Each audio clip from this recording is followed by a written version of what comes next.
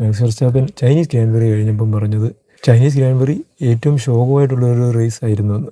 അതായത് ആരെങ്കിലും അത് എൻജോയ് ചെയ്തിട്ടുണ്ടെങ്കിൽ അവർക്ക് റേസിങ്ങിനെ പറ്റി ഒന്നും അറിയില്ല എന്നുള്ളൊരു കമൻറ്റ് പറഞ്ഞു. അപ്പോൾ ഇതിലാദ്യം പറയാനുള്ളത് എന്താണെന്ന് വെച്ച് കഴിഞ്ഞാൽ മാക്സിൻ്റെ ആ ഒരു കമൻറ്റ് നമുക്ക് അത്ര സീരിയസ് ആയിട്ട് എടുക്കേണ്ട ഒരു കേസ് ഇല്ല. കാരണം എന്താണെന്ന് വെച്ചാൽ മാക്സിന് അറിയാലോ ഒരു ബാഡായിട്ടുള്ളൊരു വീക്കെൻഡ് ആയിരുന്നു ഉണ്ടായിരുന്നത്. ആ ഒരു വീക്കെൻഡിൽ ചൈനീസ് ഗ്രാൻഡ് പ്രിയുടെ വീക്കെൻഡിൽ പ്രീ പ്രാക്ടീസ് ആയിക്കോട്ടെ, സ്പ്രിന്റ് റേസ് ആയിക്കോട്ടെ, സ്പ്രിന്റ് ക്വാളിഫയിങ് അല്ലെങ്കിൽ മെയിൻ റേസിൻ്റെ ക്വാളിഫയിങ് ആയിക്കോട്ടെ, മാക്സ് ഭയങ്കര ശോകമായിരുന്നു. ചിലപ്പോൾ ആ ഒരു പെട്ടെന്നുണ്ടായ ഒരു ഡിപ്രഷനിൽ പറഞ്ഞൊരു കമൻ്റ് ആയിരിക്കാം. അല്ലെങ്കിൽ വേറൊരു രീതി നോക്കുവാണെങ്കിൽ മാക്സ് പറഞ്ഞ ആ ഒരു കമൻറ്റ് ഒരു രീതി നോക്കുവാണെങ്കിൽ അത് കറക്റ്റായിട്ടുള്ളൊരു കാര്യമാണ്. പക്ഷേ വേറൊരു രീതി നോക്കുവാണെങ്കിൽ അത് തെറ്റായിട്ടുള്ളൊരു കമൻറ്റും കൂടെയാണ്. അപ്പം പുള്ളി പറഞ്ഞ കാര്യം കറക്റ്റാണെന്ന് ഒരു രീതി ചിന്തിച്ച് കഴിഞ്ഞാൽ എന്താണെന്ന് വെച്ചാൽ നമ്മൾ ഫാൻസ് ഇത് പുതിയ റെഗുലേഷൻ അനുസരിച്ചിട്ടുള്ള ഈ റേസിംഗ് നമ്മൾ എൻജോയ് ചെയ്യുവാണെങ്കിൽ നമുക്ക് റേസിങ്ങിനെ കുറിച്ച് അറിയില്ല എന്ന് പറയും. അത് കറക്റ്റാണ്. കാരണം നമ്മൾ ഫാൻസാണ്. നമ്മൾ ഈ റേസ് കാണുന്നത് ടി വിയിൽ, മൊബൈലിൽ അല്ലെങ്കിൽ കമ്പ്യൂട്ടറിലാണ്. അപ്പം നമുക്കറിയാവുന്ന ഉള്ളൊരു കാര്യം എന്താണെന്ന് വെച്ച് കഴിഞ്ഞാൽ നമ്മൾ ഈ ടി വി കാണുന്ന റേസ് ലൈവ് ആയിക്കോട്ടെ അല്ലെങ്കിൽ ഹൈലൈറ്റ് ആയിക്കോട്ടെ, അപ്പോൾ ഇത് കണ്ടിട്ട് നമുക്ക് റേസിനെ അനാലിസിസ് ചെയ്യാൻ അറിയാം. അല്ലെങ്കിൽ എങ്ങനെയാണ് റേസ് കണ്ടിട്ട് അതിനെ എൻജോയ് ചെയ്യണം എന്ന് നമുക്കറിയാം. എന്ന് വെച്ച് കഴിഞ്ഞാൽ നമ്മൾ ഓരോരുത്തരും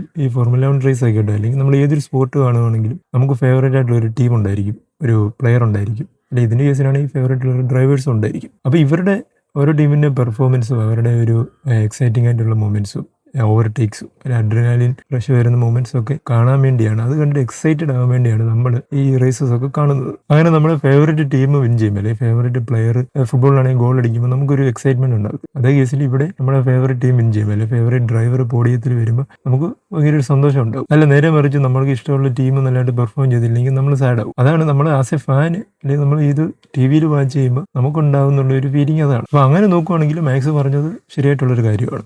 നമ്മൾ ഫാൻസ് ടി വിയിലാണ് കാണുന്നത്.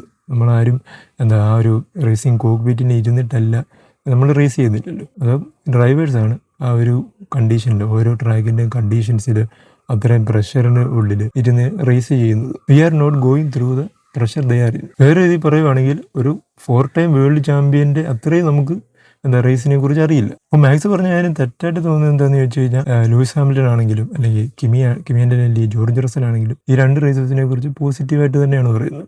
പുതിയ റെഗുലേഷൻ കൊള്ളാം എന്ന് പറഞ്ഞാൽ അവർക്ക് റേസ് ചെയ്യാൻ പറ്റുന്നുണ്ട്. അവർ ആദ്യമൊക്കെ കുറിച്ച് എതിര് പറഞ്ഞിട്ടുണ്ടെങ്കിലും പക്ഷേ അവർ ചൈനീസ് GB ഒക്കെ എത്തിയപ്പോൾ തന്നെ ലൂയിസ് ആണെങ്കിലും വളരെ നല്ലതായിട്ട് കമൻറ്റ് തന്നെയാണ് പറഞ്ഞത്. നമുക്കറിയാം ലൂയിസ് ഹാമിൽട്ടൺ ആ ഒരു പോഡിയം ഫൈറ്റ് ചെയ്ത് ഗെയിൻ ചെയ്തതാണ്. ചാൾസ് ലെക്ലർക്ക് ഉണ്ടായിരുന്നു, കിമിയാൻ്റെ അല്ലെങ്കിൽ ജോർജ് റസലിനോട്, അവരോട് ഈ 3 ഡ്രൈവേഴ്സിനോടും അത് യങ് ആയിട്ടുള്ള ഡ്രൈവേഴ്സിനോടും ഫൈറ്റ് ചെയ്ത് ഗെയിൻ ചെയ്തിട്ടുള്ള ഒരു പോഡിയമാണിത്. അതുമാത്രമല്ല ലൂയിസ് ഹാമിൽട്ടൺ ഒരു 7 ടൈംസ് വേൾഡ് ചാമ്പ്യനാണ്.